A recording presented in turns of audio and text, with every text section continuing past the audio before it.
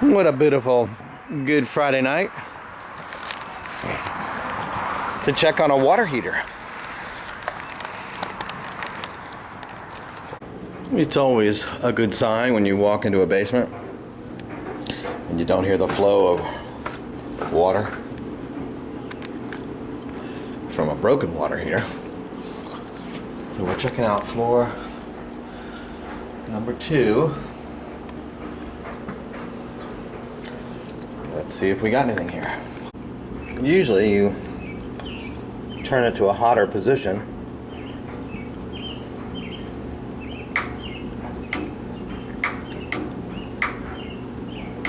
See if it kicks on. Not so much tonight. This one is missing the button here, which could be a little challenging. We'll figure it out. There does not appear to be a pilot light here lit. Maybe we're just going to get lucky. Well, we've got a pilot light lit now. We're letting the flame warm the thermocoupler to see if that was the issue.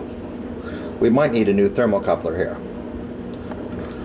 Alrighty, with the standing pilot working, we'll try giving this gas valve a turn, see if we have gas.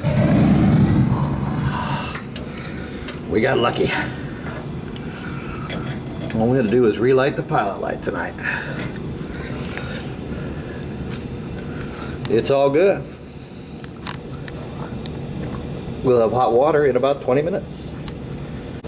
The only test we can really conduct at this time is to turn the thermostat down, see if the flame goes off and the pilot stays on, which means the thermocoupler is doing its job.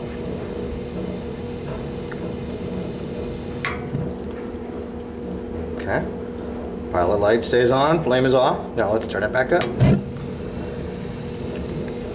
It appears that everything is working the way it's supposed to work.